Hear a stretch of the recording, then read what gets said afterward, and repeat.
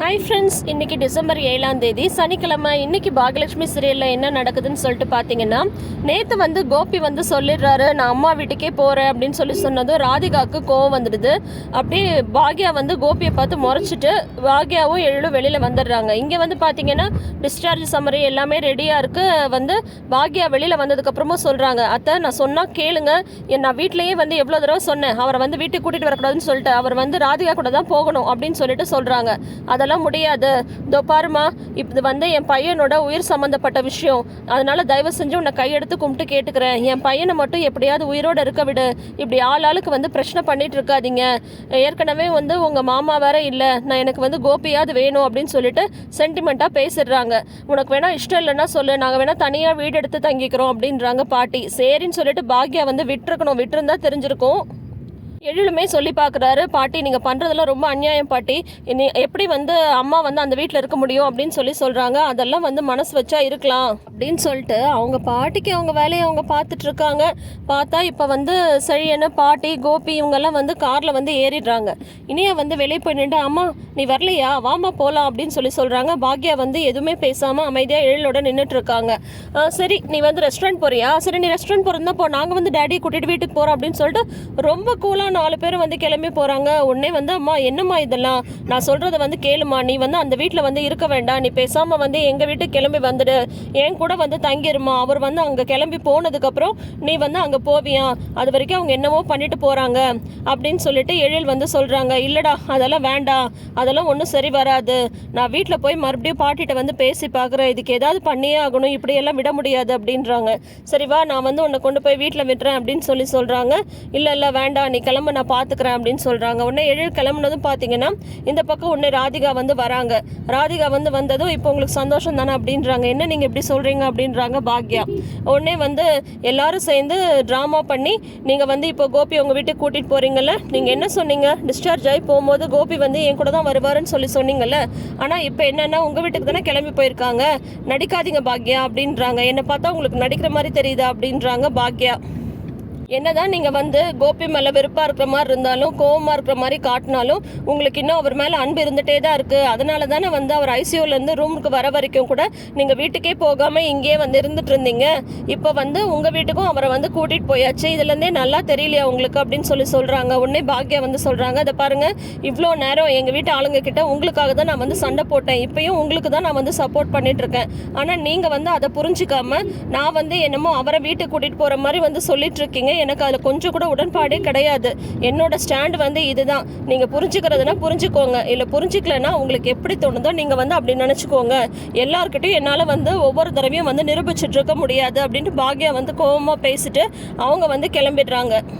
எங்கள் வீட்டில் ஜெனியும் செல்வியும் வந்து வெளியில் வெயிட் பண்ணிட்டு இருக்காங்க. அப்போ செல்வி கேட்குறாங்க, ஜெனி பாப்பா நிஜமாவே வந்து இங்கே தான் சாரை கூட்டிகிட்டு வராங்களா அப்படின்னு கேட்கும்போது, ஆமாம் செழியன் வந்து கன்ஃபார்ம்டாக சொன்னா அப்படின்னு சொல்கிறாங்க. ஐயோ எப்படி தான் இந்த அம்மா இந்த மாதிரிலாம் பண்ணிட்டு இருக்காங்களோ, பாவம் அக்கா என்ன தான் பண்ணோம் அப்படின்னு சொல்லும்போது, நான் எவ்வளோ தூரம் நானும் சொன்னேன், ஆனால் அவங்க கேட்கவே இல்லை அப்படின்னு சொல்லிட்டு இருக்கும்போதே கார் வந்து நிற்கிது. உடனே இனியா வாடி வராங்க.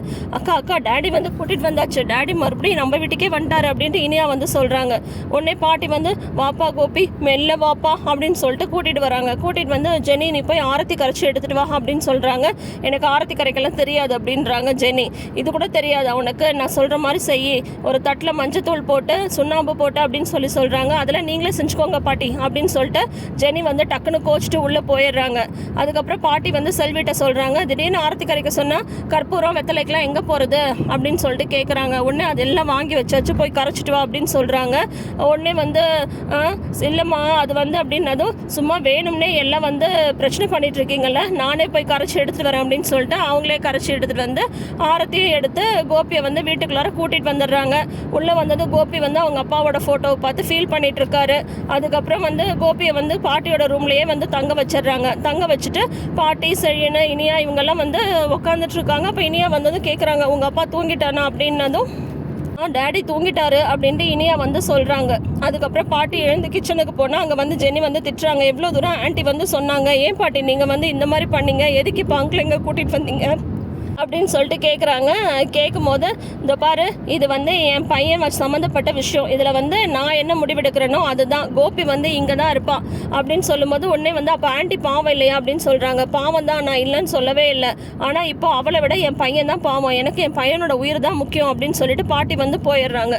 வந்து ஹாலில் உட்காந்துக்கிறாங்க. அப்போ வந்து பாக்யா வந்து வராங்க. வந்துட்டு எதுவும் பேசாமல் கிச்சனுக்கு போக போகிறாங்க. அப்போ பாட்டி வந்து பாக்யா வந்து கூப்பிடுறாங்க. பாக்யா, இங்கே வா, உங்ககிட்ட ஒரு விஷயம் வந்து சொல்லணும். நீ வந்து கோபிக்கு வந்து தனியாகவே சமைச்சிடு, உப்பு காரம்லாம் கம்மியாக போட்டு பத்திய சாப்பாடு மாதிரி செஞ்சுடு, சரியா? நீ வந்து எல்லாருக்கும் செய்கிறது வந்து அவனுக்கு வந்து கொடுக்க வேண்டாம் அப்படின்னு சொல்கிறாங்க. உடனே கடுப்பாயிடுது பாக்யாவுக்கு. அப்புறம் ஒரு வேலைக்கு மட்டுமா இல்லை 3 வேலைக்கு மாற்ற அப்படின்னு சொல்லிட்டு கேட்குறாங்க. 3 வேலைக்கு தான் அப்படின்றாங்க. ஓ அப்படியா, சமைச்சா மட்டும் போதுமா இல்லை வேறு ஏதாவது பணிவிடெல்லாம் செய்யணுமா சொல்லுங்க அப்படின்றாங்க. உடனே வந்து அதெல்லாம் ஒன்றும் செய்ய தேவையில்லை அப்படின்னு சொல்கிறாங்க. இதோ பாருங்க அத்தை, நான் 1000 தடவை சொன்னேன் அவரை இங்கே கூட்டிகிட்டு வரக்கூடாதுன்னு சொல்லிட்டு, ஆனால் கூட்டிகிட்டு வந்துட்டீங்க.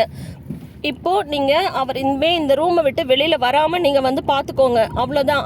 அதை விட்டுட்டு அவர் ரூமை விட்டு வெளியில் வந்து நாட்டாமல் பண்ணிக்கிட்டு வீட்டு பிரச்சனை எல்லாம் தலையிட்டுட்டு கருத்து சொல்லிட்டு இருந்தாருன்னா அப்புறம் நான் என்ன பண்ணுவேன்னு எனக்கே வந்து தெரியாது. என்னோட கோவத்தை வந்து கிளறி விடாதீங்க அப்படின்னு சொல்கிறாங்க. ரொம்ப தான் வந்து பண்ணாத பாக்யா, அவனை வந்து என் ரூமில் தான் தங்க வச்சுருக்கேன், அதெல்லாம் வந்து அவன் பத்திரமா வந்து இருந்துப்பான், சரியா? இப்போ அவனுக்கு உன்னால் சமைச்சு கொடுக்க முடியுமா முடியாது அப்படின்னு கேட்குறாங்க. முடியாதுன்னா முடியாதத்தை, ஏதாவது கேட்டு என்னை வந்து கிளப்பி விடாதீங்க அப்படின்னு சொல்லிட்டு சத்தம் போட்டு பாக்யா வந்து கிச்சனுக்குள்ளார போயிடுறாங்க. பின்னாடியே வராங்க பாட்டி.